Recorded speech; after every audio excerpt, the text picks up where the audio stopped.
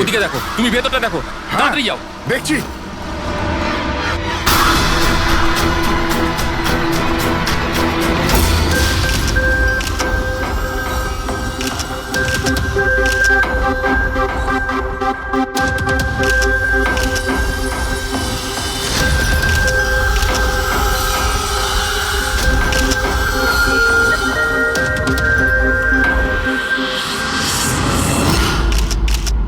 তাহলে এখানে কেউ ছিল না? হ্যাঁ স্যার সত্যি বলছি, এখানে মেহেন স্যার আর আমাদের ছাড়া আর কেউ ছিল না।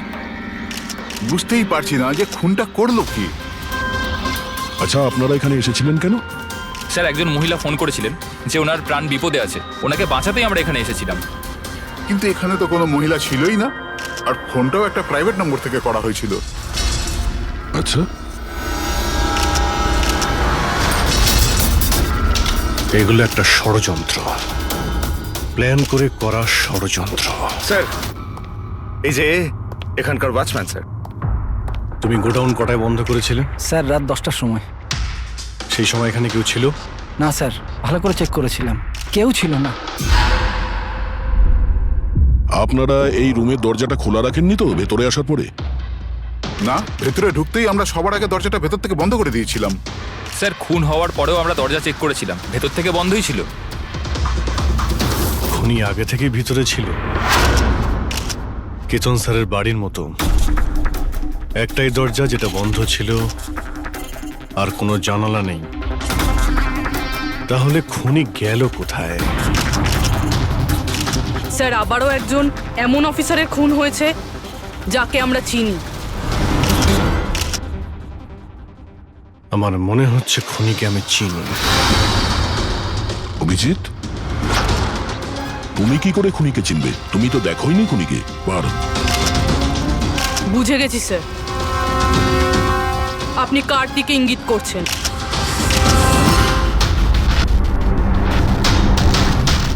তুমি জানো এসব কি? হ্যাঁ, এটা এশিয়ার নামকরা ক্লাসিক আর্টওয়ার্ক, কিন্তু এসবের এই কেসের সঙ্গে কি সম্পর্ক? যেটাকে তুমি এশিয়ার বিখ্যাত আর্ট ওয়ার্ক ভাবছো, সেটা আর্ট ওয়ার্ক ঠিকই, কিন্তু অরিজিনাল নয়। এটা ডুপ্লিকেট, নকল। এগুলো নকল, কিন্তু দেখতে একদম আসল, অথচ এটা নকল। কিন্তু এই আর্টওয়ার্কের এই দুটো মার্ডারের সঙ্গে কি সম্পর্ক? এটা 5 বছর আগের কথা দয়া। তোমার এটা মনে আছে? তুমি আর এসিপি স্যার ডেপুটেশনের জন্য দিল্লি গিয়েছিলে। সেই সময় কিছুদিনের জন্য আমি আর পুরবী একটা কেসে ক্রাইম ব্রাঞ্চের হয়ে কাজ করেছিলাম। হ্যাঁ হ্যাঁ হ্যাঁ, কিছু কিছু মনে পড়ছে। এটা সেই কেস না যাতে কেউ নকল আর্টওয়ার্ক বানিয়ে সেটাকে বেশি দামে বেচার চেষ্টা করছিল? কারেক্ট। এই আর্টওয়ার্ক সেই বানিয়েছে, মিখেল। ওর নাম মিখেল।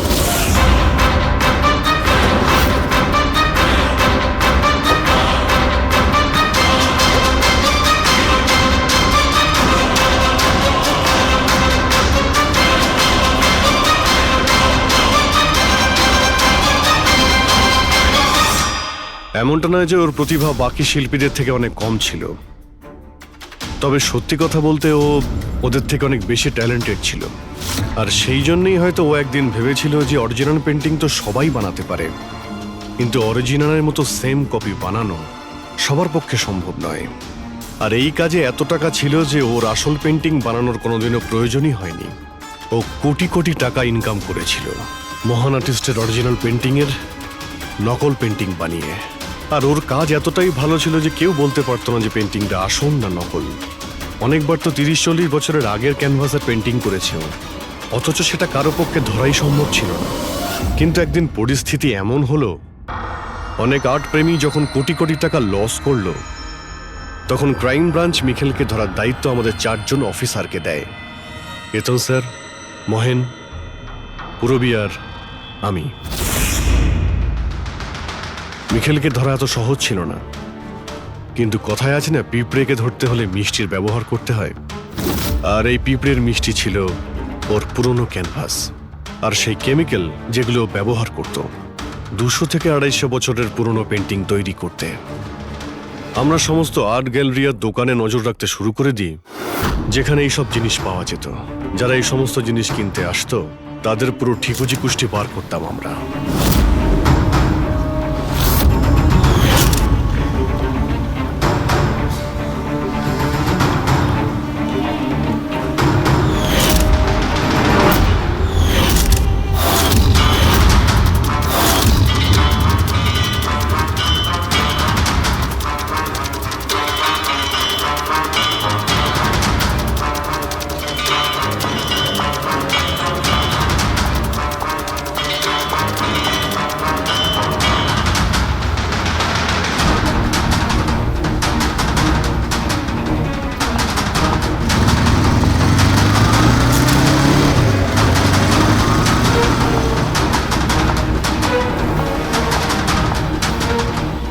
এই যতগুলো ছবি পাঠাচ্ছি প্রত্যেকের ডিটেলস আমার লাগবে।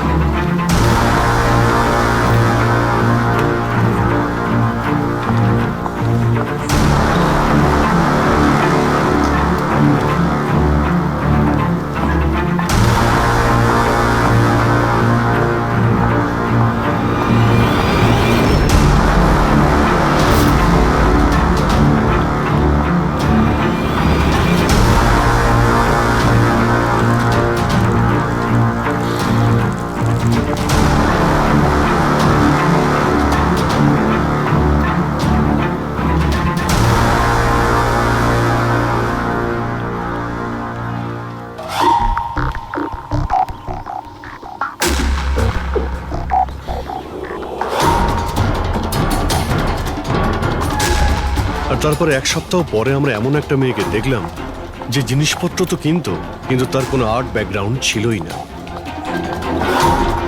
নিশ্চয়ই কোনো গন্ডগোল আছে স্যার। এই মেয়েটা ব্যাংকে কাজ করে, এর এই জিনিসগুলো কেন প্রয়োজন পড়ে, তাও আবার প্রত্যেক দ্বিতীয় দিন? হ্যাঁ স্যার, এই মেয়েটার প্রবলেম তো আছে মনে হচ্ছে।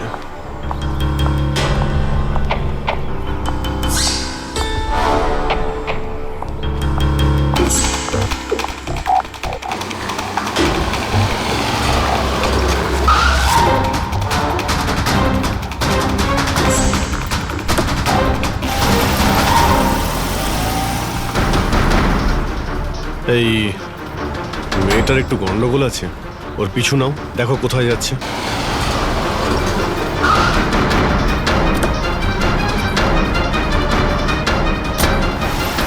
স্যার আমি ওকে 3 দিন ধরে ফলো করেছি, কিন্তু কিছু জানতে পারিনি। কারণ ও এই সমস্ত জিনিস নিয়ে ওর বাড়ি চলে যেত, কিন্তু চতুর্থ দিন ও অন্য কোথাও গেল।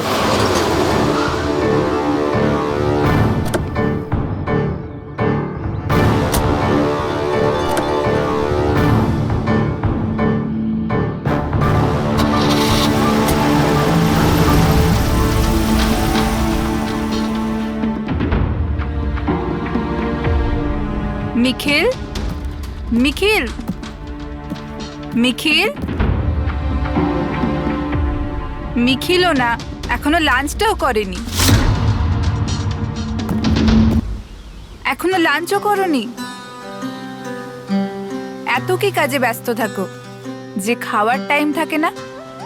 তোমায় দেখলেই তো আমার পেট ভরে যায়। জানো, বেবিকে মাখন লাগানোর না, এটা অনেক পুরনো আইডিয়া। মাখন নয়, সত্যি বলছি, তোমার মতো ভালোবাসতে পারে এমন জীবনসাথী কোথায় পাবো আমি, যে আমার জন্য নিজেকেও বিপদে ফেলতে পারে। আমি তো তোমার জন্য নিজের জীবনটাও দিতে।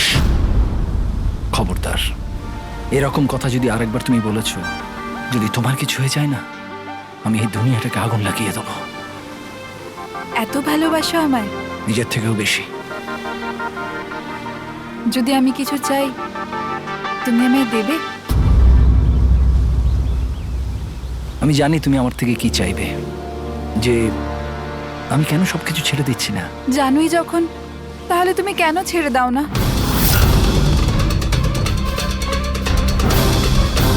শীতল, মানুষের জীবনে দুটো নেশা হয়, আমার ভালোবাসার নেশা তুমি পূরণ করো, আর আমার দ্বিতীয় নেশা শিল্পীর, যেটা আমার কাজটাকে পূর্ণ করে। এই দুটোর মধ্যে একটাও যদি আমার থেকে দূরে যায় না, তাহলে আমি অসম্পূর্ণ থেকে যাব। আর আমি চাই যে ইতিহাস আমায় সব থেকে ভালো স্বামী আর সব থেকে ভালো আর্ট চোর হিসেবে মনে ব্যাস রাখে। মিখেল, অনেক ইতিহাস লিখেছ, বাকি জীবনটা জেলেই কাটিও।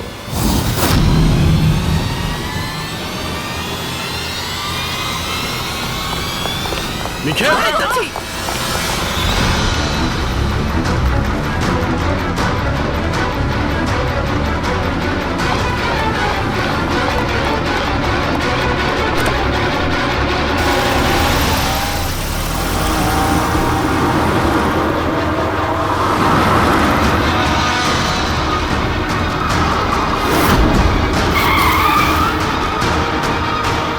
প্লিজ আমার কথা শোনো, জেদ করো না, নিজেকে আইনের হাতে তুলে দাও প্লিজ। না, আমি করব না।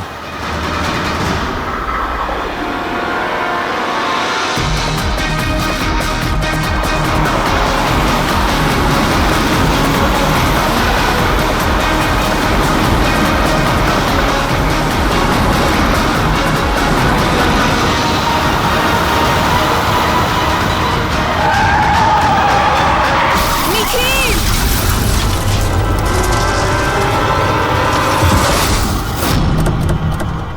শীতল, মিখেল দাঁড়া, বলছি, দাঁড়া, শীতল! দাঁড়া। শীতল, চোখ খোলো, শীতল!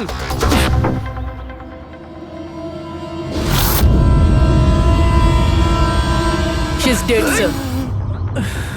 তোমাদের জন্য আমার শীতল আমাকে ছেড়ে চলে গেল। ছাড়বো না আমি তোমাদের। তোমার স্ত্রীর মৃত্যুর জন্য আমরা দুঃখিত, কিন্তু তার জন্য দায়ী আমরা নই, তুমি।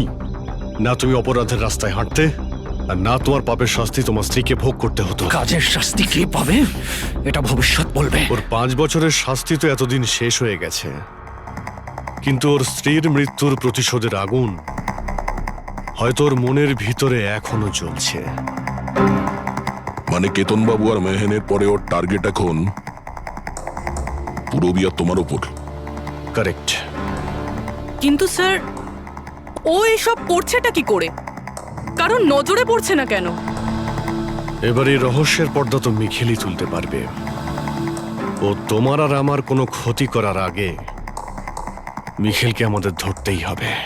স্যার, স্যার কেতন বাবুর বাড়ি থেকে যে ফিঙ্গারপ্রিন্টস গুলো পেয়েছিলাম, হ্যাঁ, ওটা কারোর সঙ্গে ম্যাচ হয়েছে? স্যার ওই ওয়াটার পাইপলাইনে যে কাজ করে সে নির্দোষ হলেও যে লোকটা ইন্টারনেটের কাজ করে সে খুব গোলমেলে। এই ইন্টারনেটের লোকটা কে? Sir Ramen sir. Sir sir পুরনো পাপি স্যার, এই তো 6 মাস আগে ও অথর রোড জেল থেকে ছাড়া পেয়েছে স্যার। Arthur road jail? ওই মিখেলকে তো ওই জেলেই রাখা হয়েছিল। তার মানে ওই জেলেই এই অপরাধের প্ল্যানিংটা করা হয়েছিল, মিখেল আর ওই রমন যোগ মিলে নিয়ে। তুই নিশ্চয়ই আবার জেলে যেতে চাইবি না? না স্যার, আমার দ্বিতীয়বার জেলে পাঠাবেন না স্যার। যদি আজ আমি মিখেলকে না পাই তাহলে তোকে এখানেই পুঁতে দেবো। না স্যার, মিখেল আমার সাথে এখানেই দেখা করতো, এখানেই দেখা করতো, আমি সেখানেই নিয়ে যাচ্ছি আপনাদের। আমার মিখেলকে চাই, ব্যাস। হ্যাঁ স্যার, ওখানেই নিয়ে যাচ্ছি আপনাদের।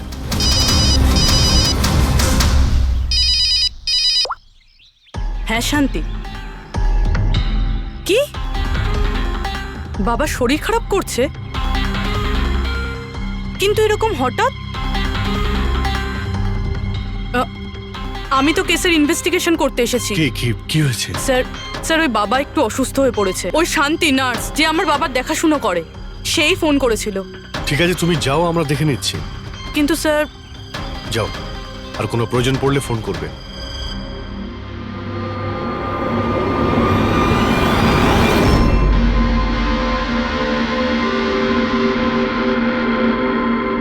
কি হলো স্যার? ফ্রেডি, আমি এটা ভাবছি যে আমাদের এই সিআইডির কেরিয়ারে আমরা অনেকেই ক্লোজ রুম মার্ডার সমাধান করেছি, কিন্তু তাদের মধ্যে একটা কেসও এরকম ছিল না। হ্যাঁ স্যার, এর আগেও এরকম ঘর বন্ধ থাকার কেস এসেছিল।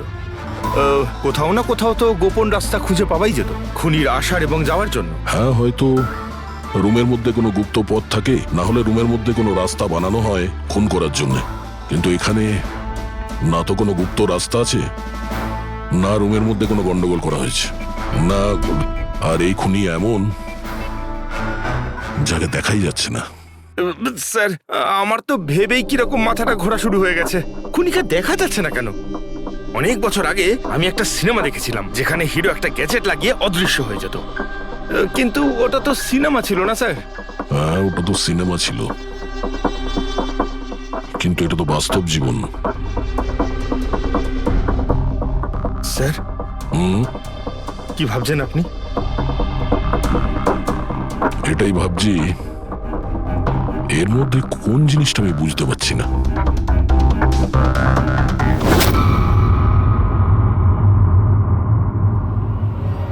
ও মাই গড, তার মানে এই ব্যাপার।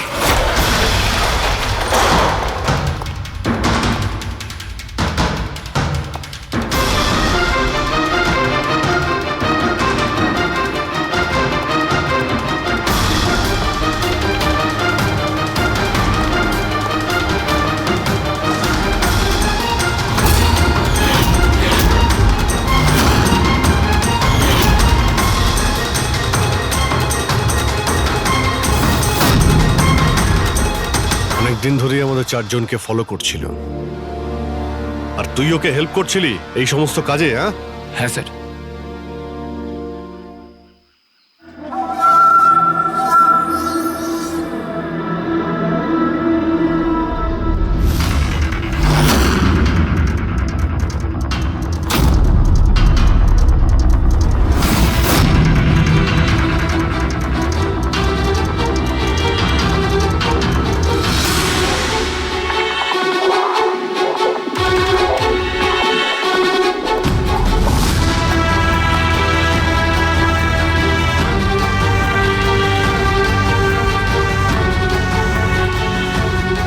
কিন্তু এই ওয়ালপেপার, ফার্নিচার, এসবের ছবি কেন নিয়েছিলি? হ্যাঁ, ওই মিখেল যেমন যেমন বলেছিল আমি সেরামই ছবি নিয়েছিলাম স্যার।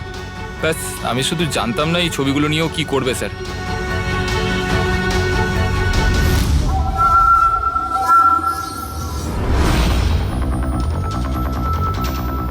তাহলে কি এই ছবির মধ্যেই লুকিয়ে রয়েছে খুনের রহস্য?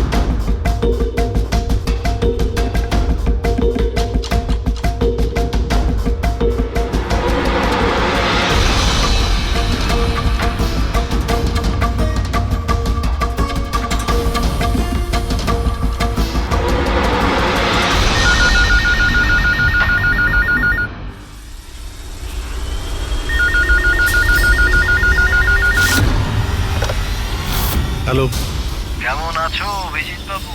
আমার গলার আওয়াজ ভুলোনি। এমনিতে আমি জানতাম যে তুমি আমার বাড়ি পর্যন্ত নিশ্চয়ই পৌঁছবে। ইন্টেলিজেন্ট তুমি, কিন্তু সরি, তোমাকে স্বাগত জানাতে আমি বাড়িতে ছিলাম না। তোকে স্বাগত তো জানাবে সিআইডি, যখন আমরা তোকে আরেকবার ধরে জেলে নিয়ে যাব। জেল তো আমি তখন যাব না যখন তোমাদের নজরে আমি আসব। তার আগে এই ধাঁধাটা তো সমাধান করো যে আমি তোমাদের এমনিতে নজরে কেন আসছি না। কি হলো, কি ভাবনায় পড়ে গেলে? হ্যাঁ, আমি জানি তুমি ইন্টেলিজেন্ট, কিন্তু এতটাও ইন্টেলিজেন্ট নও যে এই কেসটাকে সমাধান করো। কেসটা তো তোমার আর পুরবীর মৃত্যু দিয়েই শেষ হবে। মিখেল, রাগ নয় অভিজিৎ বাবু, রাগ করে কেন নিজের বিপি বাড়াচ্ছ? চলো একটা ছোট্ট তোমায় হিন্ট দিয়ে দিই। আমায় তুমি সেখানেই দেখতে পাবে যেখানে এই গল্পের শুরু হয়েছিল, যেখানে শীতলকে তুমি আমার থেকে ছিনিয়ে নিয়েছিলে। পুরবী মারা যাওয়ার আগে তো নিশ্চয়ই পৌঁছতে পারবে। মিখেল, মিখেল,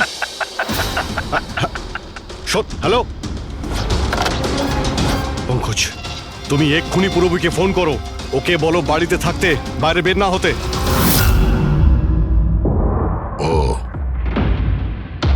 কি হলো স্যার? আচ্ছা, আমি যেটা ভাবছি সেটা যদি ঠিক হয় তাহলে জানা যাবে যে খুনি এগুলো কিভাবে করলো। কিভাবে? আশ্চর্য তো,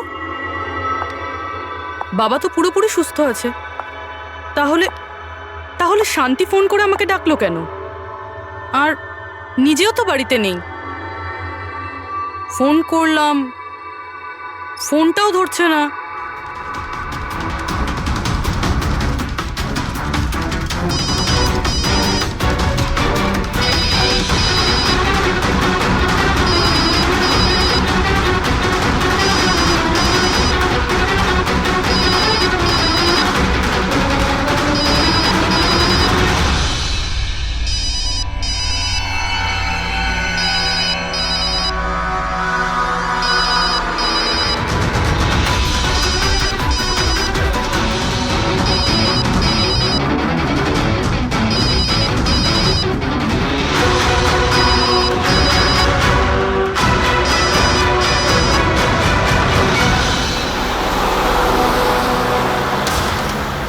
স্যার এই পুরবী তো ফোনই তুলছে না।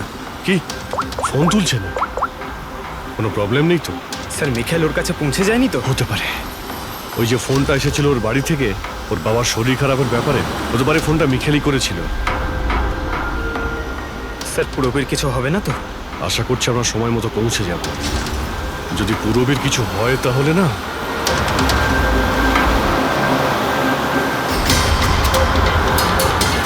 এসে গেছি।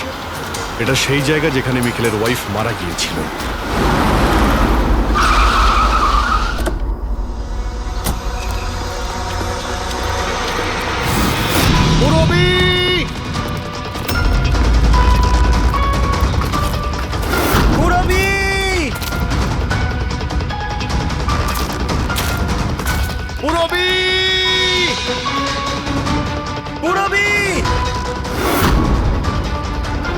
ওই দিকটা দেখো।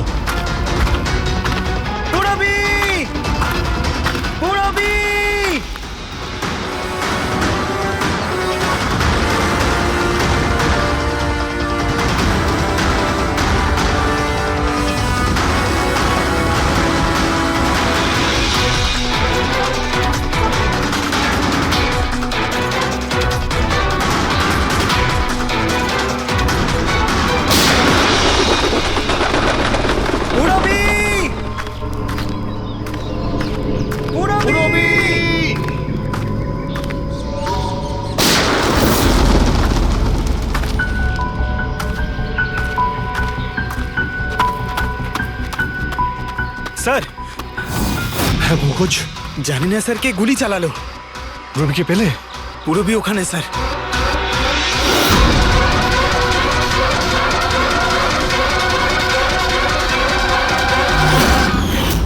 ও নো, পঙ্কজ অ্যালার্ট থাকবে।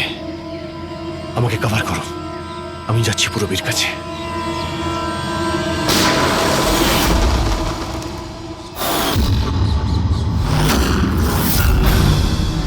ভয় পেও না অভিজিৎ, এখনো ও মরেনি। কিন্তু যদি ওর কাছে যাওয়ার চেষ্টা করো তাহলে আমার আঙুল ট্রিগারের ওপর আছে, আর গুলিটা তো তোমার থেকে তাড়াতাড়ি পৌঁছবে। মিখেল, গুলি চালিও না। দেখো, তুমি প্রতিশোধ নিতে চাও তো? দেখো আমি এসে গেছি, তুমি পুরবীকে যেতে দাও। খবরদার, কোনো চালাকি নয় অভিজিৎ, কারণ তুমি আমাকে দেখতে পাবে না, কিন্তু আমি তোমায় ভালো করে দেখতে পাবো।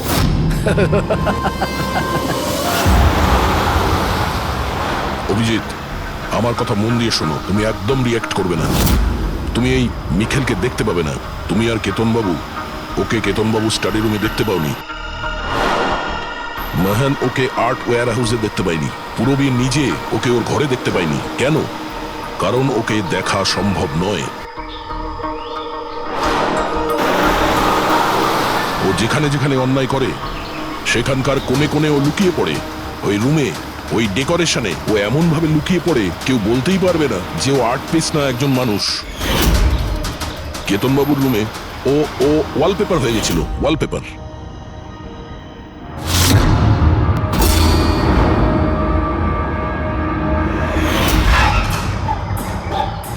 আর মেহানের ওই ওয়্যার হাউসে ও ও পোর্ট্রেট হয়ে গেছিল।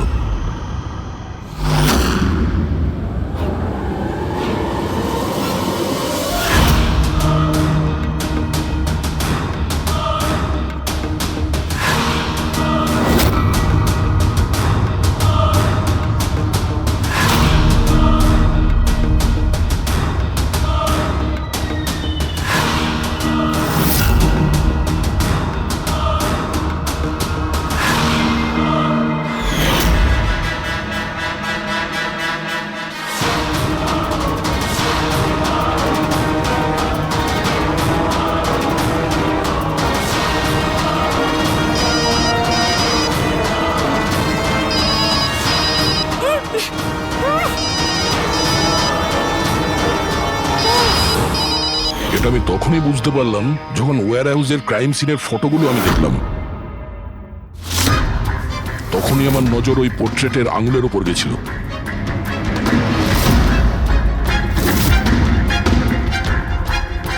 ও পোর্ট্রেট ছিল না, ওই মিখেল ছিল, মিখেল। ওকে দয়া, পঙ্কজ সাবধানে, পঙ্কজ সাবধানে, জঙ্গলে লুকিয়ে আছে। পঙ্কজ, তুমি এখানেই থাকো, রবির দিকে নজর রাখবে। মিখেল, আমরা কিছুই করব না, আমরা এখান থেকে চলে যাচ্ছি। তবে তুমি রবিকে ছেড়ে দাও প্লিজ।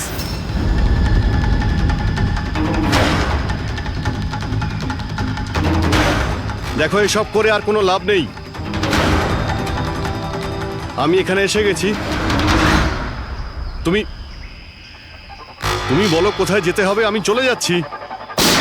বাস, আগে এগোবে না অভিজিৎ, আমার সাথে গেম খেলা বন্ধ করো। ঠিক আছে, ঠিক আছে, গুলি চালিয়ে কোনো লাভ নেই, আমরা এখান থেকে চলে যাচ্ছি। কিন্তু তুমি তুমি কি চাও মিখেল?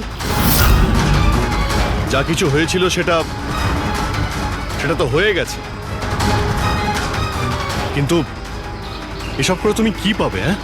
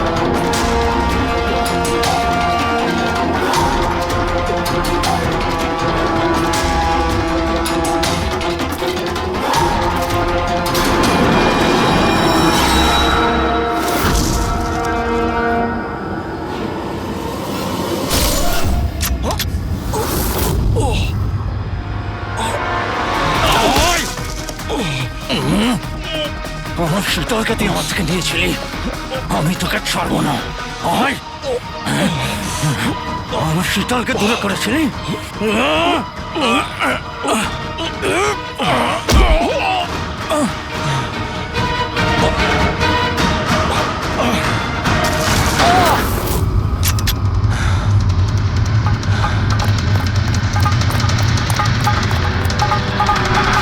রবি, তুমি ঠিক আছো তো? তোর আসল জায়গা জেলে, আর এইবার তুই বাইরে আসবি না, সোজা ফাঁসিতে ঝুলবি। আমার বউয়ের জ্বলন্ত চিতা দেখে আমি শপথ নিয়েছিলাম যে যতক্ষণ না তোমাদের চারজনকে আমি শ্মশানে পাঠাবো, না বেঁচে থাকবো না মরবো। দুজন তো গেল, এখন তোমরা দুজন বেঁচে। তোমাদের আইনকে বলো যেন শক্ত থেকে শক্ত জেল বানাই, কারণ এবার কোনো জেলই তোমাকে আমার থেকে বাঁচাতে পারবে না। ঠিক আছে, চলো নিয়ে যাও একে। চল চল।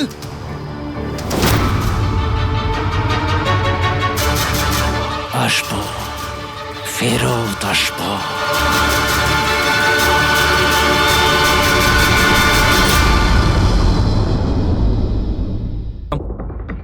স্যার, আজ দিয়া বেঁচে থাকতো। ফোন সাইলেন্ট ছিল। আর তোমার নবীন, তোমার ফোনটাও সাইলেন্ট মোডে ছিল। না স্যার, স্যার আমি শুয়ে পড়েছিলাম আর আমি বুঝতেই পারিনি কখন আমার ফোনের ব্যাটারি ডেড হয়ে গেছিল। আশেপাশের ঘটনা থেকে আমি ওকে এই পেন্ডেন্টটা এনে দিয়েছিলাম, কিন্তু লাভ কি হলো যখন এটা কোনো কাজেই এলো না। ওই ঘটনার ব্যাপারে বলছো? ওই যে চুল কাটা গেছে ওই মেয়েদের? হ্যাঁ স্যার। হ্যাঁ স্যার, এরকম ঘটনা অনেক ঘটেছে এই চত্বরে। এই দিয়ার মতো অনেক মেয়েরই চুল কাটা হয়েছে, কিন্তু কাউকে হত্যা করা হয়নি। আর লোকে তো এটাও বলছিল যে কোনো আত্মা টাত্মার চক্কর আছে। কি বললে তুমি? ভূত, আত্মা? আমি বলছি না স্যার, লোকেরা বলছে। স্যার, এই এলাকার সব মেয়েরা বেশ আতঙ্কিত রয়েছে। সূর্য ডোবার আগেই নিজেদেরকে বাড়িতে বন্দি করে নেয়। কিছু মেয়েরা তো নিজেরাই নিজেদের চুল কেটে ফেলেছে, আর অনেকে সাধু আর জ্যোতিষীদের কাছে যাওয়া শুরু করেছে। তারা মনে করছে এই সাধুদের আশীর্বাদে এই সমস্ত অলৌকিক শক্তির হাত থেকে রক্ষা পাবে।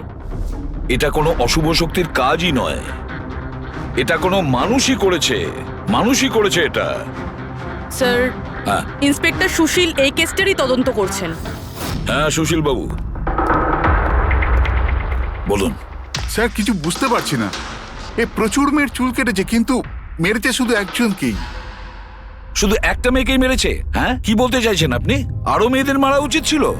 আমাদের লজ্জা করা উচিত। আমাদের থাকা সত্ত্বেও একটা মেয়ের জীবন চলে গেছে। যত তাড়াতাড়ি সম্ভব ধরতে হবে, অন্য কোনো নিরীহ মেয়ের মৃত্যু হওয়ার আগেই।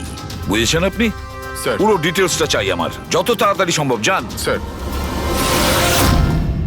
স্যার, হ্যাঁ ফেডরিক, এই নিন এই পুরো কাণ্ড কারখানার সমস্ত ফাইল। ইন্সপেক্টর সুশীল এই মাত্র পাঠিয়েছেন।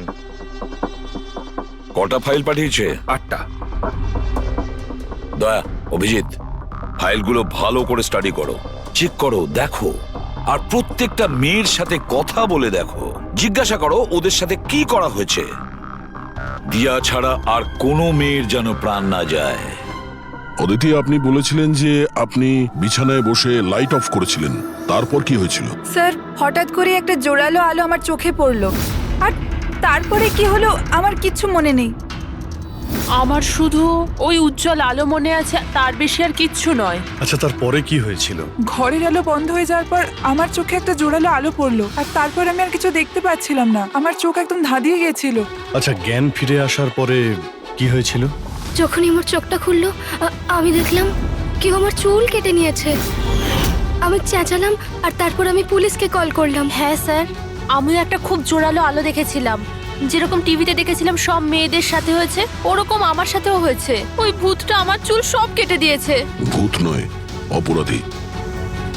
এই এই আপনার হাতে কি রয়েছে? স্যার, আমার চুল। আপনার চুল? ও অপরাধী তোমার চুল কেটে নিজের সঙ্গে নিয়ে যায়নি? না তো।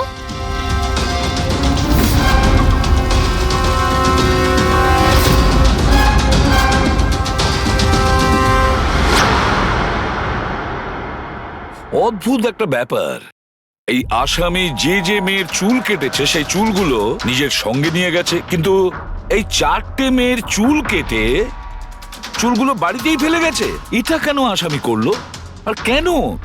স্যার, হতে পারে যে ওদের ওপর হামলা হয়নি, ওরা এগুলো এই নিউজে দেখেছে, তাই পাবলিসিটির জন্য এমন ভাব দেখাচ্ছে যে ওদের ওপরেই হামলা হয়েছে। স্যার, দুটো মেয়ের মানসিক অবস্থা খুব একটা ভালো নেই। ওদের ভুল ধারণা হয়েছিল ওদের সঙ্গে এরকম কিছু হয়েছে, কিন্তু সেরকম কিছু হয়নি। তার মানে শুধু 4টে মেয়ের ওপরে হামলা হয়েছে? অদিতি, বাণী, চিত্রা আর ঈশা। Yes sir. একটা কাজ করি, আমরা আবার নতুন করে শুরু করি যেখান থেকে এসব শুরু হয়েছিল। ক্রাইম লোকেশনের ফটোগ্রাফ, প্রমাণ, যা কিছু পাওয়া গেছে ওখান থেকে সব কটা ভালো করে চেক করো দ্বিতীয়বার। কিছু না কিছু আমরা নিশ্চয়ই ছেড়ে গিয়েছি, যেটা এবারে আমরা পাবো।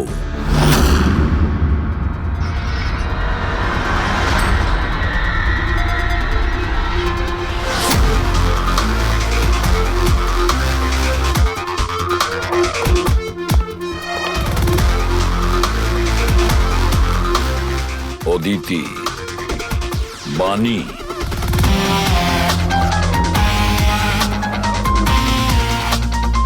চিত্রা, ঈশা।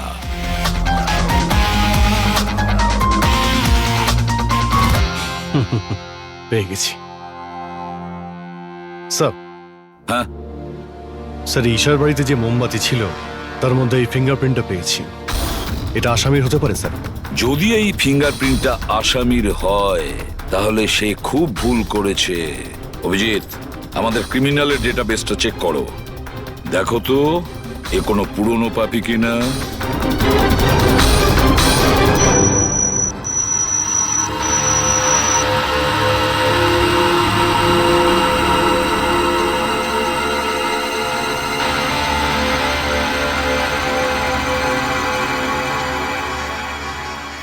স্যার হ্যাঁ বলো। স্যার এ তো পুরনো পাপি, কিন্তু 17 বছর বয়স।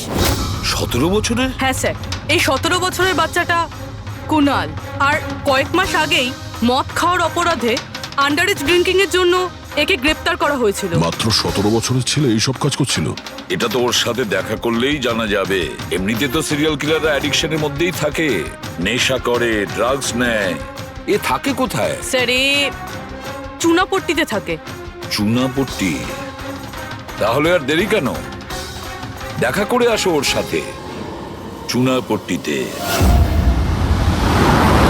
বিশ্বাসই হচ্ছে না, একটা 17 বছরের ছেলে এইসব কাজ করছে কি করে?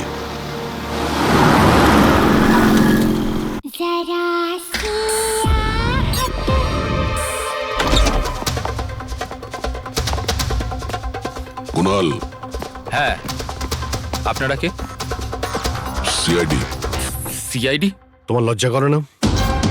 পড়াশোনা করার বয়সে এইসব করছো? হ্যাঁ কি স্যার? কে এসেছে কুনাল? আরে স্যার, আপনারা? ঈশা, তুমি এখানে কি করছো? স্যার, এটা আমার মাসির বাড়ি, কিন্তু আপনারা এখানে? কুনালের সঙ্গে দেখা করতে এসেছি। কুনাল এ আমার কাজিন স্যার। কাজিন? তুই তোর কাজিনের চুল কেটেছিস? স্যার স্যার আমি তো স্যার ঈশা দিদির সাথে একটু মজা করেছিলাম স্যার। স্যার আমি ওই চুল কেটে দেওয়া লোকটার ব্যাপারে নিউজ পেপারে পড়েছিলাম স্যার। আমি ভাবলাম এই মজাটাও একটু ঈশা দিদির সাথে করা যাক। মা, মা আমার চুল! আর মা আমার সব চুল ও কেটে চিল্লে চিল্লে দিয়েছে। সারা বাড়ি মাথায় তুললো আর পুলিশকে ফোন করে দিল স্যার। আমি ভয় পেয়ে গেছিলাম স্যার, সেই জন্য আমি ওই চুলগুলো ফেলে দিলাম স্যার, আর চুপচাপ বাড়ি থেকে বেরিয়ে গেলাম স্যার। তুই এত বাজে মজা করেছিস আমার সাথে? দিদি সরি। আমি তোকে কখনো ক্ষমা করব না, কখনো সরি নয়। সরি দিদি সরি সরি স্যার। স্যার আমি শুধু ঈশা দিদির চুল কেটেছিলাম স্যার, বাকি কোনো মেয়ের চুল কাটিনি আমি স্যার। আমরা তোমার কথা বিশ্বাস করবো কি করে? আপনি চাইলে আমার মাকে জিজ্ঞেস করে নিন স্যার, যে দিন ওই ঘটনাগুলো ঘটেছে ওই দিন আমি বাড়িতেই ছিলাম স্যার। তোর সব জিনিসটা মজা লাগে না জানিস? যখনই ওই মুহূর্তের কথা ভাবি ভয়ে বুকটা আমার কেঁপে ওঠে। দিদি সরি দিদি তোমার সরি। ভাগ্য ভালো যে আমরা তোমাকে অ্যারেস্ট করছি না। নিজের স্বভাব পরিবর্তন করো, নাহলে ভবিষ্যতে বড় সমস্যায় পড়বে তুমি।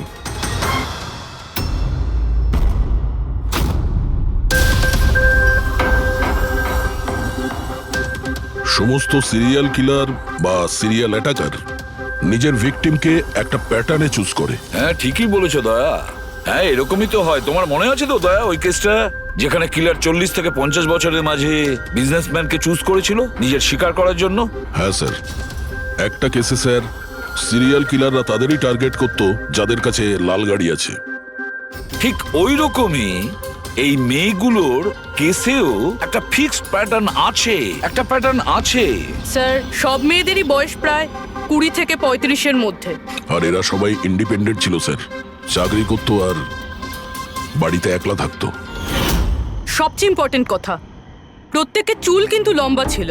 ছোট চুল আছে এরকম কোনো মেয়েরই চুল কাটা হয়নি। সেটাই তো মেন প্যাটার্ন, লম্বা চুলওয়ালা মেয়েদেরইও বেছে নিত। কিন্তু স্যার এর মধ্যেও কোনো বিশেষ পছন্দের ছিল না ওর। এই বানি আর দিয়া ওদের কোকড়ানো চুল ছিল, অদিতি আর চিত্রা ওদের চুল সোজা ছিল। এই যে সিরিয়াল কিলাররা হয় না স্যার, ওরা স্পেসিফিক হয় নিজের পছন্দের বিষয়ে। হ্যাঁ, একটা ব্যাপার কমন, এই সব মেয়েদের পাশেও ক্যান্ডেল রেখে গেছে। হ্যাঁ, এই নটটা দয়া, একটা ব্যাপার নোটিশ করেছো তুমি? কি হয়েছে স্যার? এই নোটস গুলো দেখো। অদিতি আর চিত্রাকে যেভাবে বেঁধেছিল চেয়ারের উপর, নোটস গুলো দেখো। এখানে এক রকমের নোটস, আর দিয়া আর বাণীকে যেভাবে বেঁধেছিল এই নোটস গুলো একেবারে আলাদা। দয়া, যে নোটস দিয়ে দিয়া আর বাণীকে বাঁধা হয়েছিল এই নট গুলোকে বো লাইন নট বলে। বো লাইন নট যেরকম টাইয়ের হয় না, আর এই নট গুলোকে বলে triple barrel not. Triple barrel not. কেউ কাউকে যদি বাঁধে স্যার, তাহলে তো একই রকম গিট ব্যবহার করবে, কিন্তু ও দু ধরনের গিট ইউজ করেছে। এটা মনে হচ্ছে যে আমাদের ভুল বোঝানোর চেষ্টা করছে, কিংবা এর মানসিক পরিস্থিতি ঠিক নয়, স্কিউজোফেনিক আছে ওর। হ্যাঁ, কিন্তু দয়া, সবার আগে আমাদের এটা জানতে হবে ও শিকারগুলো বাছে কি করে আর কখন বেছে নিত, আর ও শিকার বেছে নিত কোন জায়গায়। হয়তো সব মেয়েরা একই অফিসে চাকরি করত, একই জিমে যেত বা একই বিউটি পার্লারে যেত। কোনো না কোনো একটা সূত্র নিশ্চয়ই আছে, আর যেটা এদের সবাইকে এক করে দিয়েছে। কিন্তু কি? স্যার, এই দিয়ার বন্ধু সমর আর নবীন, ওদের বক্তব্য যে রাতে দিয়া খুন হয় ওই রাতে ওরা নাকি ডান্ডিয়া খেলতে গেছিল প্রেমাল গ্রাউন্ডে। প্রেমাল গ্রাউন্ড? হ্যাঁ স্যার, চিত্রা ওখানেই গেছিল ডান্ডিয়া খেলতে, যেই রাতে ওর চুল কাটা হয়েছিল। অদিতি আর বাণী খোঁজ নাও তো পঙ্কজ।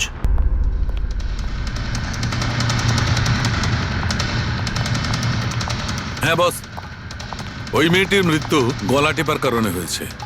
গলা টিপে মারা হয়েছে? স্যার, এই হলো তার রিপোর্ট। স্যার। হ্যাঁ স্যার, আপনার সন্দেহ ঠিক ছিল স্যার। অদিতি আর বাণী সেই রাতেই ডান্ডিয়া খেলতে গেছিল যে রাতে ঘটনাটা ঘটেছিল। তার মানে হলো দয়া, আসামি প্রেমেল গ্রাউন্ডে যেত ডান্ডিয়া প্রোগ্রামে, আর কোনো লম্বা চুলালা মেয়েকে ও বেছে নিত নিজের শিকারের জন্য। ওখান থেকে বেরোনোর পর ওকে ফলো করে আর সুযোগ পেয়েই কাজ হাসিল করে নেয়। তাহলে তো একে ধরা কঠিন নয় দয়া। সেটা কি করে স্যার? ফেডরিক, ইঁদুরকে ধরার জন্য তাকে লোভ দেখানো হয়, তারপরে ওকে ট্র্যাপে ধরে ফেলে, আর ব্যাস। ঠিক ওই রকমই শিকার ঠিক ঘুরে ফিরে আসবে প্রেমেল গ্রাউন্ডে ডান্ডিয়া প্রোগ্রামে, আর আমরা তার অপেক্ষা করব। কিন্তু স্যার, নবরাত্রি তো শেষ হয়ে গেছে, তাহলে পরের বছরের জন্য ওয়েট করতে হবে। নবরাত্রি শেষ হয়ে গেছে তো কি হয়েছে? ডান্ডিয়ার প্রোগ্রাম আমরা নিজেরা অ্যারেঞ্জ করব, পুরো এরিয়াতে অ্যাডভার্টাইজমেন্ট করব, ব্যানার লাগাবো, আর এইবার আসামির জন্য শিকার আমরা তৈরি করব। আমরা। কিভাবে স্যার? সিম্পল ব্যাপার ফেডরিক। এবারে ডান্ডিয়ার প্রোগ্রামে থাকবে একজন লম্বা কোকড়ানো চুলালা মেয়ে, আর দ্বিতীয় একটি মেয়েও থাকবে, লম্বা সোজা চুলালা একটি মেয়ে।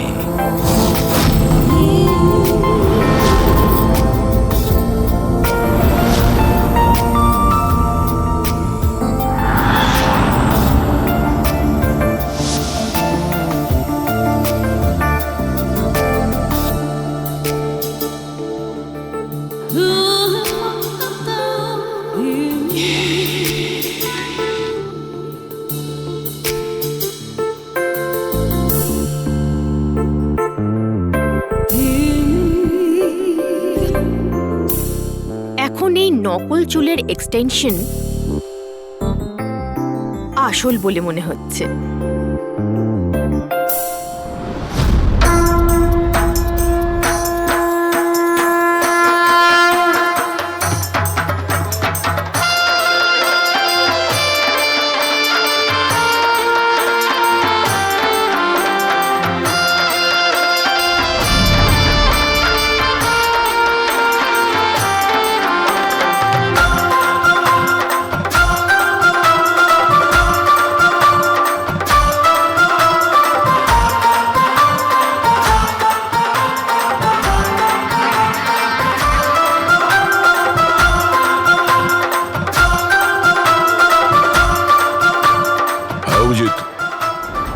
সবকিছু ঠিক আছে? হ্যাঁ Daya. Okay, fine.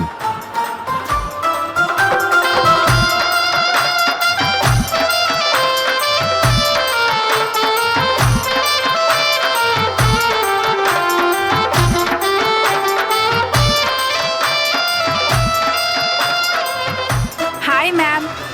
High. Wow, আপনি তো খুব সুন্দরী। আপনার মেকআপ খুব সুন্দর হয়েছে। স্পেশালি আপনার কার্লি হেয়ার খুব সুন্দর লাগছে। Thank you. You welcome.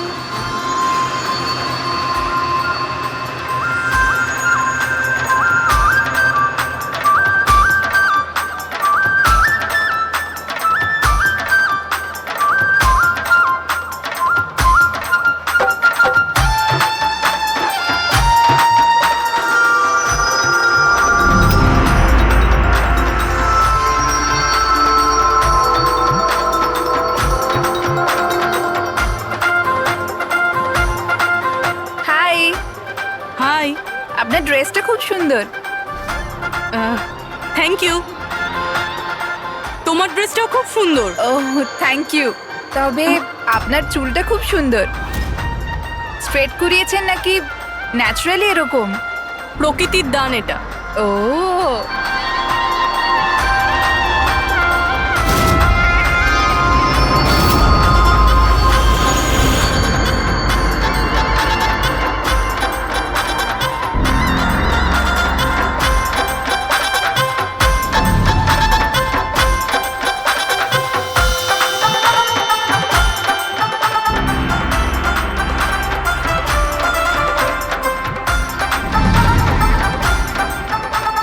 শোনো, আমার পাশে একটা ছেলে ডান্স করছে, একটু গন্ডগোলের মনে হচ্ছে।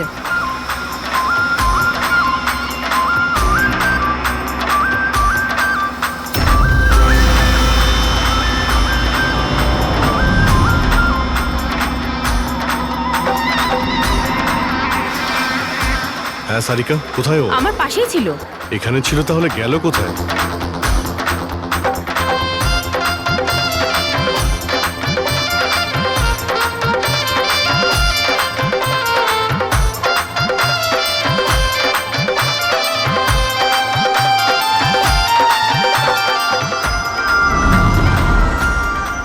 রবি, স্যার।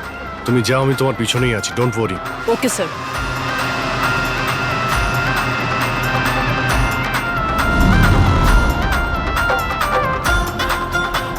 হ্যাঁ অভিজিৎ, আমি রবির পিছনে যাচ্ছি, তুমি সারিকার পিছনে থেকো। ওকে, আমি সারিকার পেছনে যাচ্ছি। ওকে।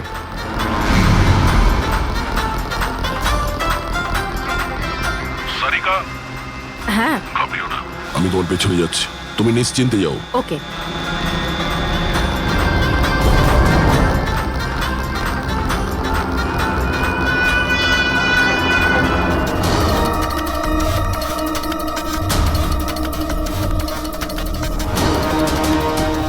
ওফো, এখানে তো কোনো অটো বা ট্যাক্সি কিছুই পাচ্ছি না।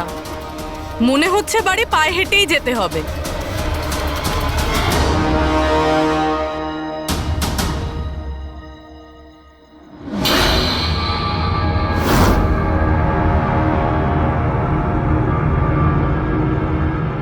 স্যার, কেউ পিছু নিয়েছে নাকি? না, এখনো পর্যন্ত কাউকে দেখতে পেলাম না।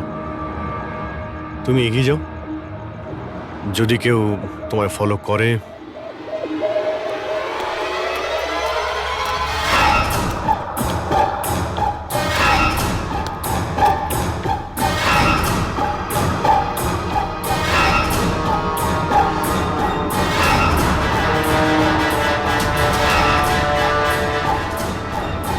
দয়া, আমার মনে হয় কেউ আমাকে ফলো করছে। কাউকে দেখতে পাচ্ছ? না সারিকা, অল ক্লিয়ার। ওকে।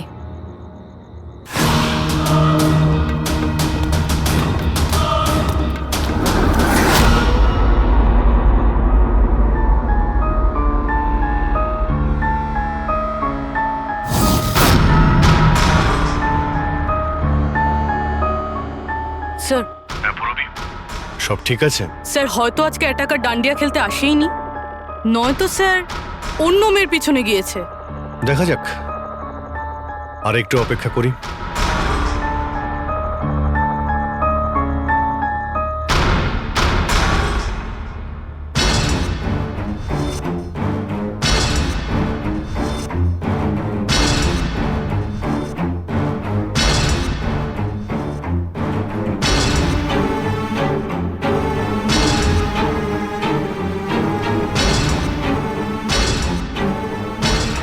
সারিকা সব ঠিক আছে? সারিকা, কি হলো?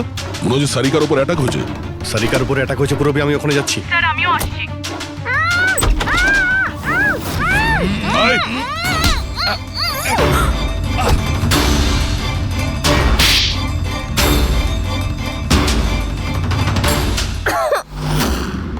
ও নো, সারিকা তুমি ঠিক আছো? হ্যাঁ আমি ঠিক আছি।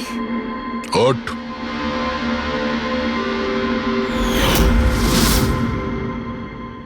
আরে এ তো ওই ছেলেটা যে ওখানে ছিল।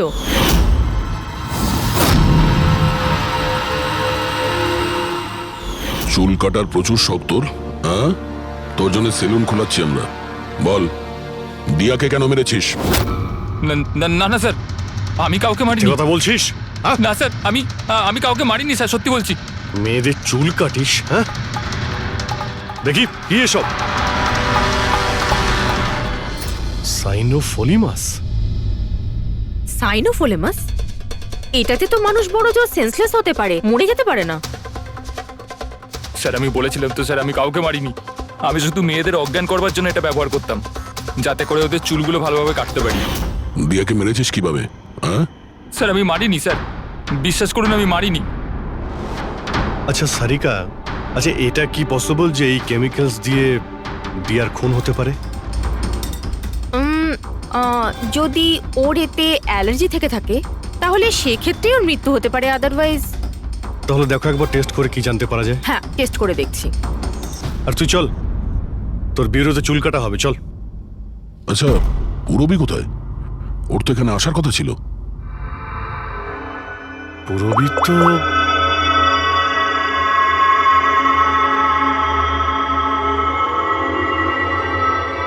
ও তো ফোন তুলছে না। পুরবি ল্যান্ডলাইনে ট্রাই করো।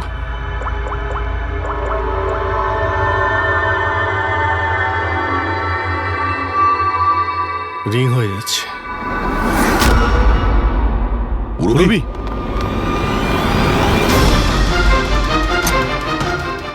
পুরবি, আচ্ছা অপরাধী তো আমাদের সঙ্গে ছিল, তাহলে এগুলো করলো কে? তার মানে দুজন রয়েছে, আর দুজনে একই রকমের অপরাধ করছে। পুরবি, পুরবি ঠিক আছো? কি হয়েছিল? স্যার ঠিক ওই রকমই হয়েছে। প্রথমে বাড়ির লাইট চলে গেল, আর তারপর আমার চোখে একটা তীব্র আলো পড়লো, আর আমি অজ্ঞান হয়ে গেলাম। কি? কিন্তু স্যার এই সব কিছু কিন্তু একটা মেয়ে করছিল। মহিলা? ওখানে ছেলে আর এখানে মেয়ে, ব্যাপারটা কি? কোনো ব্যাপার না, চুল তো কেটে নিয়েছে, এবার এই কাটা চুল দিয়েই ওকে আমরা খুঁজে পাব।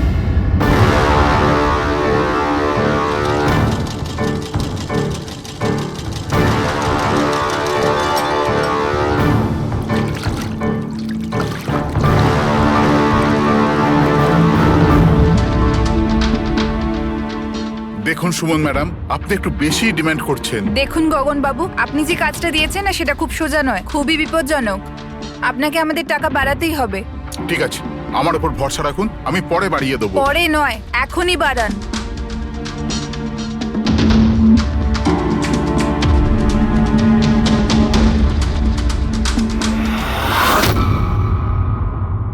এটা কি গগন স্যার?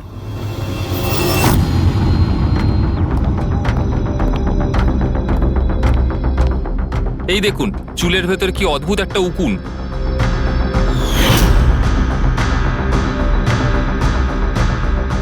আগে কখনো এরকম উকুন দেখিনি, আর দেখবেও না, কারণ এই উকুনগুলো সিআইডির হয়ে কাজ করে, আর এর নাম হলো মাইক্রোস্কোপিক ট্র্যাকিং ডিভাইস। আর এই জন্যই আমি তোমাকে আমার চুল কাটতে দিয়েছি, যাতে এটার সাহায্যে এখানে পৌঁছতে পারি আর জানতে পারি আসলে ব্যাপারটা কি।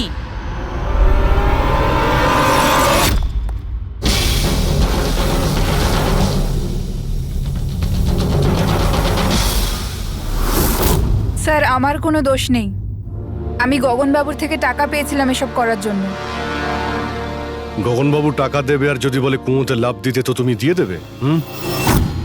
এখন বলো কেন করিয়েছো তুমি এসব?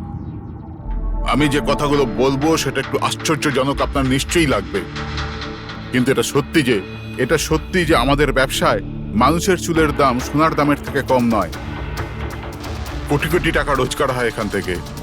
উইক্স, হেয়ার এক্সটেনশন, নকল আইল্যাশেস, ফার্টিলাইজার আর অ্যামিনোসিডের মতো প্রচুর জিনিস তৈরি হয়। স্যার, আপনি ভাবতেও পারবেন না যে এই চুল দিয়ে কি কি তৈরি করা যায়। হ্যাঁ, ঠিক আছে, তুমি অনেক জ্ঞান দিয়েছো, কাজের কথা এসো। এসব কেন করছিলে? এই পুরো শহরে এই একটাই ফ্যাক্টরি আছে যে হেয়ার প্রসেসিং এর কাজ করে। সবকিছুই ঠিকঠাক চলছিল, কিন্তু হঠাৎ এই মানুষের চুলের সাপ্লাই কমে গেল। এই শহরের মেয়েদের মনে হঠাৎ করে এই ধারণাটা কি করে চলে এলো যে চুল বড় করতে হবে, আর সবাই চুল বড় করতে লাগলো। এই সময় আমি ভাবলাম যে কিছু একটা এরকম প্ল্যান করতে হবে যাতে এই মেয়েরা নিজে থেকেই চলে আসবে নিজেদের লম্বা চুল ছোট করবার জন্য। তাই তুমি ভাবলে যে এমন একটা ভয় তৈরি করা যাক শহরে, যাতে মেয়েরা ভয় পেয়ে গিয়ে নিজেই নিজেদের চুল কেটে ফেলে, হ্যাঁ? আর তোমার জন্য লাভই লাভ। হ্যাঁ, আর সেই জন্যই এই কাজের জন্য আমি দুজন লোককে রেখেছিলাম, সুমন আর রাজু। স্যার, আমরা দুজন ডান্ডিয়াতে গিয়ে লম্বা চুলওয়ালা মেয়েদের খুঁজি। আমি স্ট্রেট চুলওয়ালা মেয়েদের, আরও কার্লি চুলওয়ালা মেয়েদের। আমরা ওদের পিছু নিয়ে ওদের বাড়ি অবধি যাই। 800 লুমিনের জোরালো আলোর ফ্ল্যাশ লাইট ওদের চোখে আমরা ফেলি। তারপরে আমরা কেমিক্যাল দিয়ে ওদের অজ্ঞান করি, ওদের চুল কাটি, তারপর আমরা ওখান থেকে পালিয়ে যাই। ঠিক আছে, এটা তো বুঝলাম কেন আর কিভাবে করতে, কিন্তু এইসব করতে গিয়ে দিয়াকে খুন করলে কেন? স্যার, আমি মারিনি ওকে, জানি না কি করে মারা গেল। হয়তো সেই সমস্ত কেমিক্যালের জন্য যা দিয়ে তোমরা মেয়েদের অজ্ঞান করতে। হয়তো ওই কেমিক্যালের জন্য ওর অ্যালার্জি হয়, আর তাতেই ওর মৃত্যু ঘটে। স্যার, আমি কি করে জানবো যে ওর অ্যালার্জি ছিল? আর এরকম আপনারা আমায় মিথ্যে খুনের মামলায় গ্রেফতার করতে পারেন না।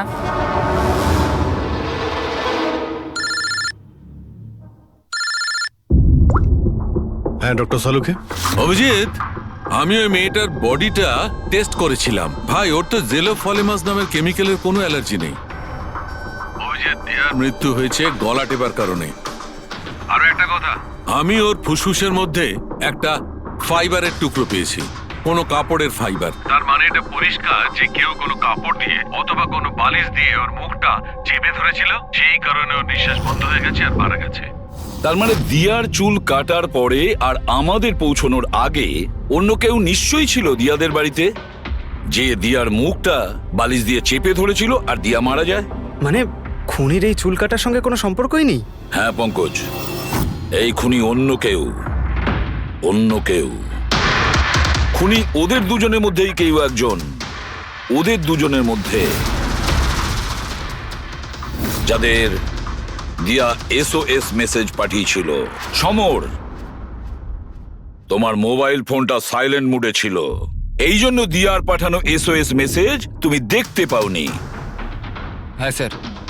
আর নবীন, তোমার ফোনের ব্যাটারি চলে গেছিল, তাই তো? Right sir. মিথ্যে। স্যার, আমরা মিথ্যে কথা কেন বলবো স্যার? তাহলে কি মোবাইল কোম্পানি মিথ্যে কথা বলছে? হ্যাঁ, এটা ওদেরই রিপোর্ট। এই রেকর্ড অনুযায়ী পরিষ্কার বোঝা যাচ্ছে যে তোমরা দুজন তোমাদের বাড়িতে ছিলে না। স্যার, আমি আমার বাড়িতেই ছিলাম স্যার। আবার মিথ্যে বলছো তুমি। তুমি রাধিকার বাড়িতে ছিলে, রাধিকার বাড়িতে। রাধিকা?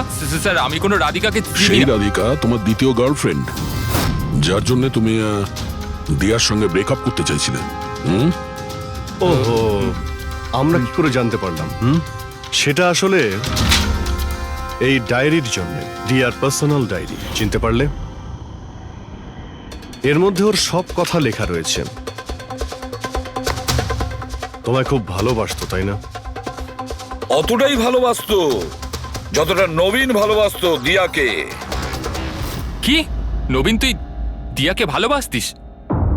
হ্যাঁ, এত ভালোবাসতো যে সবসময় দিয়ার সিকিউরিটির কথা চিন্তা করতো, আর সেই কারণেই ও ওকে এই পেন্ডেন্ট এনে দিয়েছিল।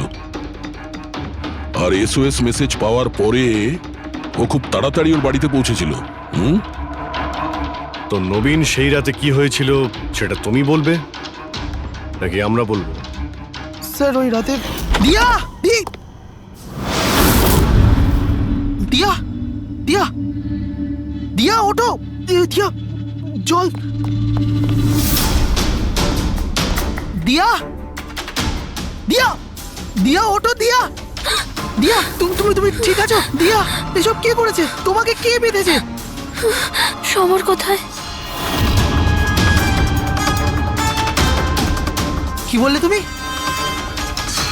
সমর কোথায়? আমি আমার সব কাজ ছেড়ে তোমার কাছে ছুটে চলে এলাম, আর তুমি এখন বলছো সমর কোথায়? SOS মেসেজ তো ও পেয়েছে, তাহলে ও সাহায্য করতে কেন এলো না যখন তোমার ওকে সব থেকে বেশি প্রয়োজন?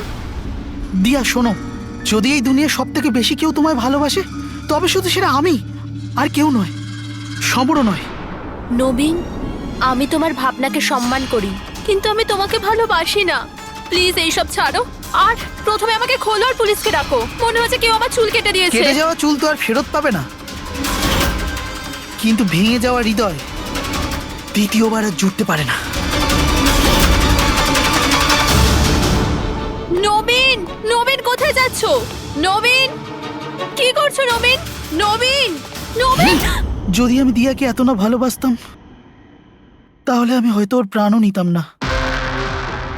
ভালোবাসা, যাকে তুমি ভালোবাসা বলছো সেটা ভালোবাসা নয়, স্বার্থপরতা।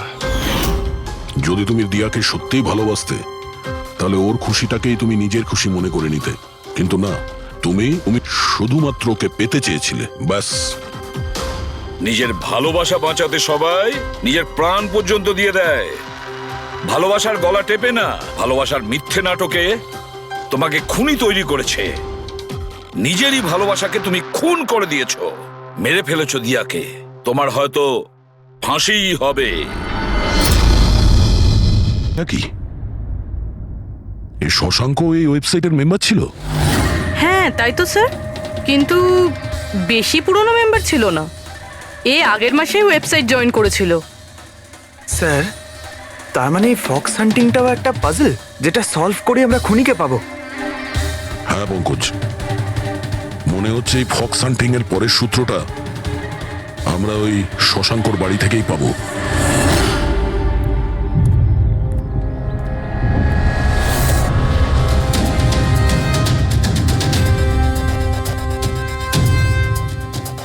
দরজায় তালা লাগানো আছে, মনে হচ্ছে শশাঙ্ক এখানে একলাই থাকে।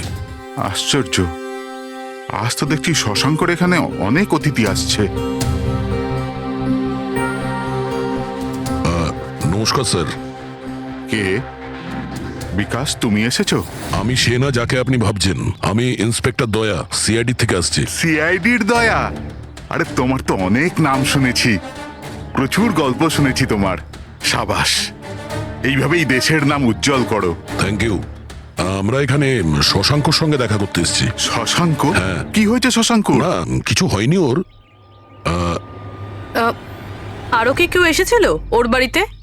হ্যাঁ, 20-25 মিনিট আগে আর একজন এসেছিল।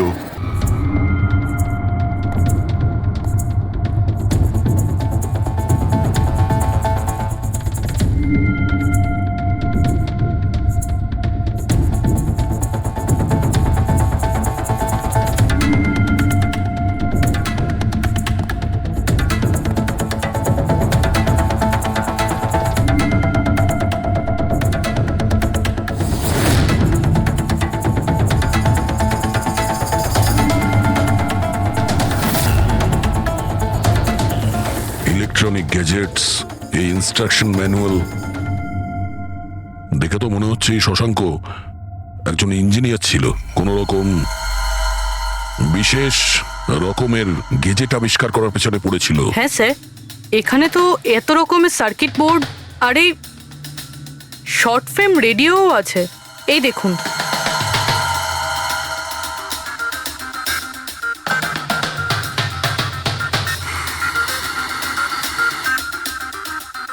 এই জায়গায় জিনিসপত্রগুলো এমন ভাবে পড়ে আছে যে মনে হচ্ছে আমাদের আগে কেউ এসেছিল এই রুমে তল্লাশি নেওয়ার জন্য। মনে হচ্ছে সে কোনো বিশেষ জিনিস খুঁজতেই এসেছিল। আচ্ছা স্যার, সেই লোকটা নয় তো যার ব্যাপারে ওই লোকটা বলছিল? স্যার, ওর কাছে আবার এই বাড়ির চাবি নেই তো? হতে পারে খুনির কাছে শশাঙ্কর বাড়ির চাবি থাকতে পারে, এটা পসিবল।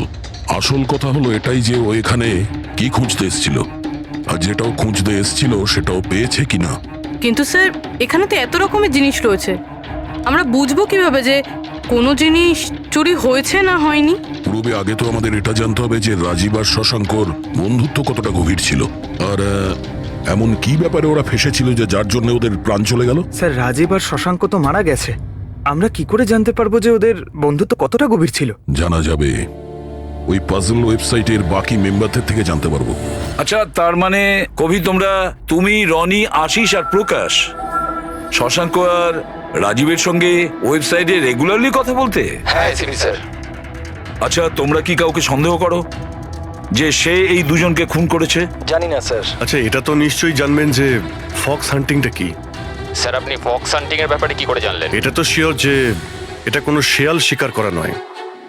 আসল ব্যাপারটা কি সেটা বলুন। স্যার মানে বোঝানোটা তো সোজা নয়, এটা একটা লম্বা কাহিনী। শুরু করো শুনি। স্যার এই মাসখানেক আগে শশাঙ্ক আমাদের ওয়েবসাইটের মেম্বার হয়, কিন্তু ওর আমাদের মতো পাজেলের শখ ছিল না।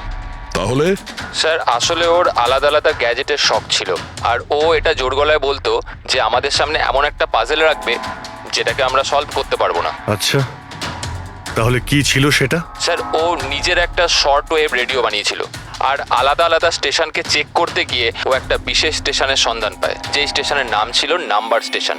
Number station? আচ্ছা, এর নাম তো কোনোদিন শুনিনি। আচ্ছা, এতে নতুন গান শোনা যায় না পুরনো গান? অদ্ভুত ব্যাপার তো এটাই ছিল স্যার, ওই স্টেশনে কোনো গানই আসতো না, শুধুমাত্র নাম্বার আসতো। এটা কি ধরনের রেডিও স্টেশন যে যেখানে শুধুমাত্র নম্বর আসে? স্যার নাম্বারও সব সময় আসতো না, ওটা আসারও একটা সঠিক সময় এবং সঠিক দিন ছিল। স্যার মনে হচ্ছে এই নাম্বারের বাহানায় কেউ মেসেজ দিচ্ছে, সিক্রেট মেসেজ। শশাঙ্ক ওদের অনেকগুলো ব্রডকাস্ট সেশন রেকর্ড করেছিল, আর আমাদের বলেছিল আমরা যাতে এই নাম্বারগুলোর মানে বার করি, যাতে এটা জানা যায় যে কি গুপ্ত সংবাদ পাঠানো হচ্ছে। তাহলে ওই নম্বরগুলোর অর্থ জানা গেছে? না স্যার, আমরা তো ওগুলোর কোনো সলিউশন পাইনি, কিন্তু রাজীব কিছুদিন আগে বলেছিল যে ও এই ওয়েবসাইটের নাম্বারগুলোর ব্যাপারে রহস্য জানতে পেরেছে। তাহলে কি রহস্য ছিল ওই নাম্বারের? স্যার ওগুলো তো রাজীব আমাদের কোনোদিন বলেনি। হ্যাঁ, কিন্তু পরে রাজীব আর শশাঙ্ক এই ব্যাপারে আলাদা করে কথা বলেছিল। দেখুন, আমরা ফক্স হান্টিং এর কথা বলছিলাম, সেটা বলুন। ফক্স হান্টিং ট্রান্সমিটার হান্টিং এরই দ্বিতীয় নাম। ট্রান্সমিটার হান্টিং? যখন কেউ একটা বিশেষ টেকনিকে রেডিও ট্রান্সমিটারের লোকেশনকে ট্র্যাক করার চেষ্টা করে, ওটাকেই আমাদের ভাষায় ফক্স হান্টিং বলে। মানে শশাঙ্ক নিশ্চয়ই এই নাম্বার স্টেশনের লোকেশন খোঁজার চেষ্টা করছিল। এমন কেউ তো ছিল যে এটা চায়নি যে শশাঙ্ক ওই রেডিও স্টেশনে পৌঁছয়, এই জন্য ও ওকে মেরে দিয়েছে। আশিস, ওই নাম্বারের রেকর্ডিং আমাদের চাই, পুরো ডিটেলসে। এই হলো আমাদের CID team.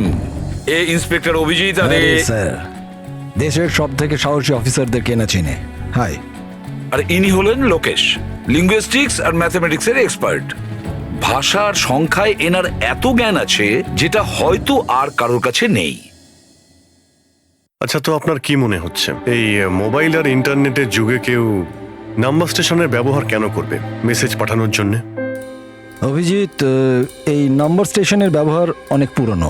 In fact second world ওয়ারের সময় অনেক দেশের সেনারাই এই পদ্ধতিটা ব্যবহার করত নিজেদের এজেন্টদের কাছে পৌঁছানোর জন্য, যারা বাইরের দেশে থাকতো। হ্যাঁ, এটা জানি যে এখন মোবাইল ইন্টারনেটের যুগ, আর মোবাইল ইন্টারনেটের থ্রু দিয়ে যে মেসেজগুলো খুব সহজেই ট্রেস করা যায়। এক্স্যাক্টলি, তাই তো পুরনো টেকনিক ব্যবহার করছে সেকেন্ড ওয়ার্ল্ড ওয়ারের। এবার আমাদের এটা জানতে হবে যে ওই সংখ্যাগুলোর পেছনে আসল মেসেজটা কি। Sure sir. আচ্ছা, এই মেসেজেসগুলো কোন রেডিও ফ্রিকোয়েন্সিতে এসেছিল? 3.22 ন্যানোহার্টজ।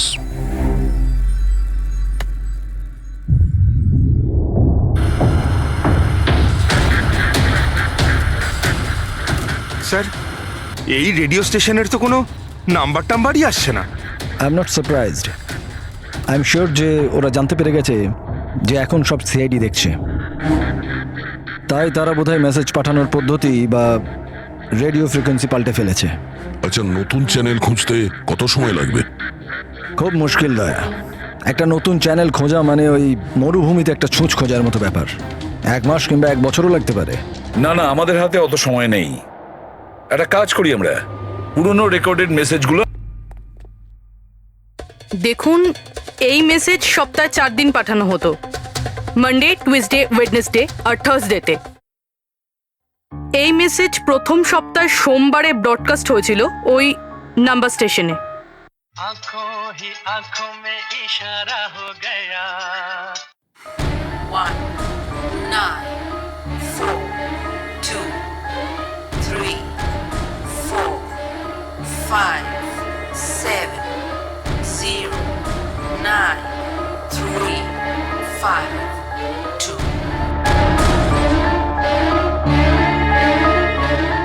आंखों ही आंखों में इशारा हो गया 9 2 3 4 0 5 आंखों ही आंखों में इशारा हो गया 6 7 2 7 1 1 आंखों ही आंखों में इशारा हो गया 5 2 1 8 0 7 Thursday. Now please tell me, এই মেসেজগুলো 4 দিন একই সময় এসেছিল নাকি আলাদা আলাদা সময়? না না, একই টাইমে, রাত 12টায়। আর তারপর 2 ঘন্টা বাদে বাদে এই নাম্বারগুলোকে রিপিট করা হয়েছিল। আর এর পরের সপ্তাহে যে নাম্বার, এগুলোই ছিল নাকি আলাদা ছিল? নাম্বার তো আলাদা ছিল, কিন্তু প্যাটার্ন এক ছিল। মানডেতে 13টা নাম্বার, টিউসডে, ওয়েডনেসডে আর থার্সডেতে 6টা করে নাম্বার। এর থেকে এটা অবশ্যই বোঝা যাচ্ছে যে অপরাধী প্রত্যেকদিন আলাদা আলাদা মেসেজ পাঠাচ্ছে। আর এই যে মেসেজ ওগুলো যারা পাঠাচ্ছে, একটা মেসেজ 4টে পার্টে পাঠাচ্ছে। লোকেশ বাবু, 1 মিনিট, আমি কিচ্ছু বুঝতে পারলাম না, আরেকবার বোঝান। আমি বোঝাচ্ছি। একটা কাগজ দাও তো।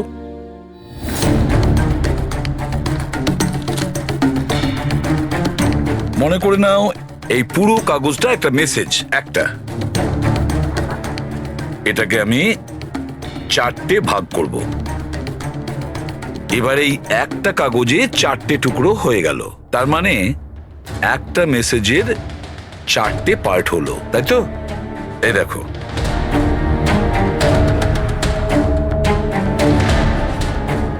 এটা হলো মানডের জন্য, এটা হলো টুইসডে, ওয়েডনেসডে, আর এটা থার্সডে। মানে এটা সোমবার, মঙ্গলবার, বুধবার আর বৃহস্পতিবার। এই 4টে পার্ট যখন এক করা হয় তখন একটা পুরো মেসেজ ওরা পেয়ে যায়, তাই তো লোকেশ বাবু? আচ্ছা, এই নাম্বারগুলো দেখে কি মনে হয়, এসবের মানে কি?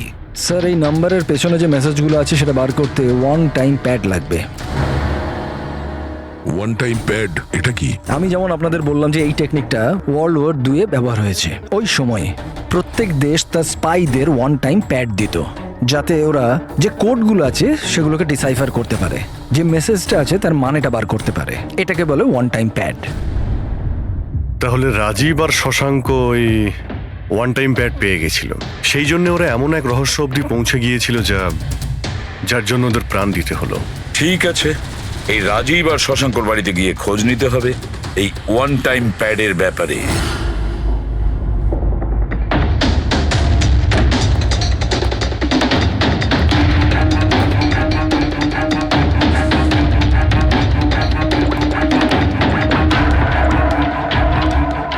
হ্যালো অভিজিৎ স্যার, এখানে তো কোনো রকম কাগজ নেই।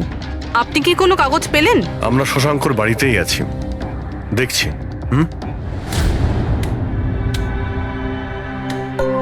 কে শশাঙ্ক? কে আছে এখানে? আরে আপনি আসুন আসুন, চিনতে পারছেন? ইন্সপেক্টর দয়া আমি। আচ্ছা, সিআইডির দয়া। আপনি এখানে কিছু কাজ ছিল এখানে?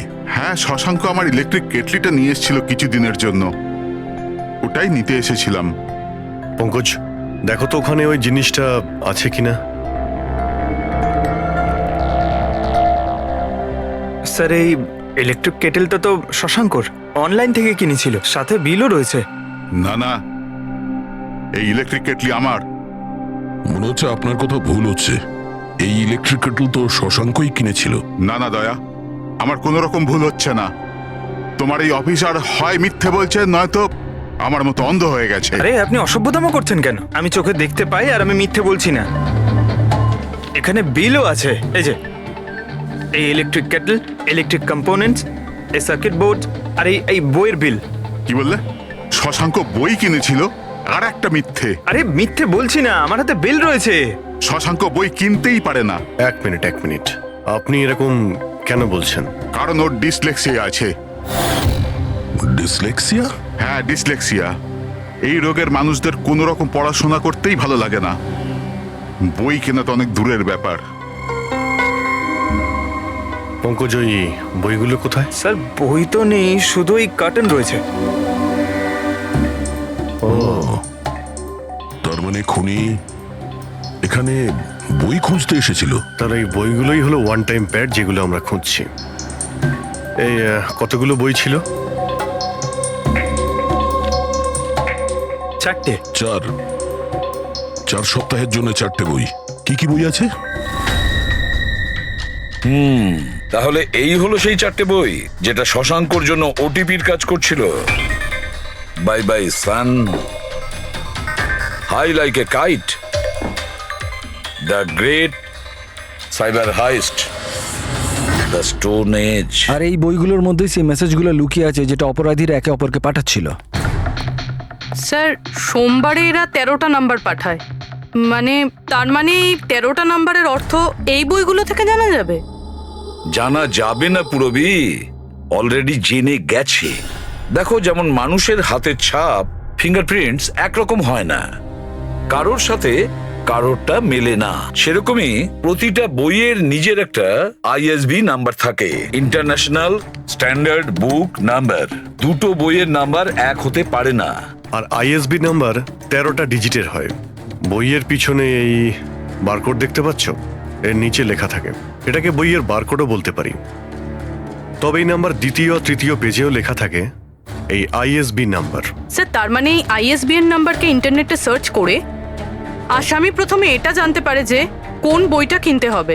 এক্স্যাক্টলি। আর তারপরে ওই বইয়ের আইএসবি নাম্বার থেকে ওরা নিজেদের সিক্রেট মেসেজ খুঁজে বের করে।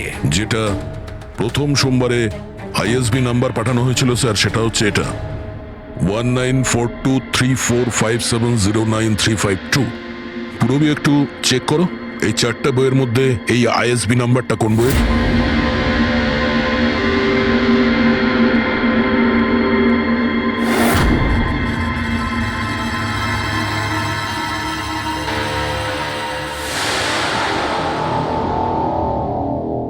স্যার এই আইএসবিএন নাম্বার বাই বাই সানের সাথে ম্যাচ করছে।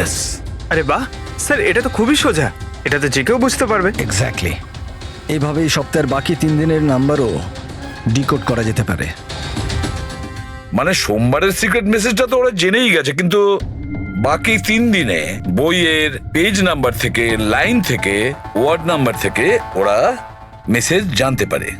স্যার এই টুইসডেতে মেসেজ আসে 923405, 92 পেজ নাম্বার, 34 লাইন, 05 ওয়ার্ড, মানে 92 নাম্বার পেজে 34 লাইন, 5 নাম্বার ওয়ার্ড। ঠিক ওইভাবেই প্রত্যেক সপ্তাহে একটা নতুন বই আর একটা নতুন খবর।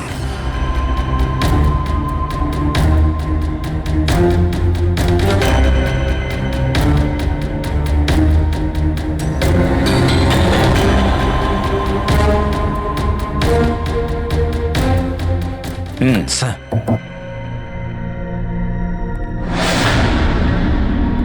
পুরবি, স্যার এই বাই বাই সানে কি মেসেজ আছে? স্যার এই বাই বাই সানের প্রথম সপ্তাহের যে মেসেজ ছিল সেটা হলো kidnap, money bag, junior. Kidnap, money bag. Sir দ্বিতীয় সপ্তাহে যে বইটা এসেছিল তার নাম হলো দ্য গ্রেট সাইবার হাইস্ট। এটা মঙ্গলবারে এসেছিল স্যার, র্যানসামওয়্যার। আর বুধবারে অ্যাটাক। আর বৃহস্পতিবারে এসেছিল লাস্ট মেসেজ ট্রিং ট্রিং। ট্রিং ট্রিং। আর থার্ড উইকের বইটা sir high like a kite. High like a kite. পরের খবর হলো কনসাইনমেন্ট। কনসাইনমেন্ট? হ্যাঁ sir, beach. Beach? South. South beach.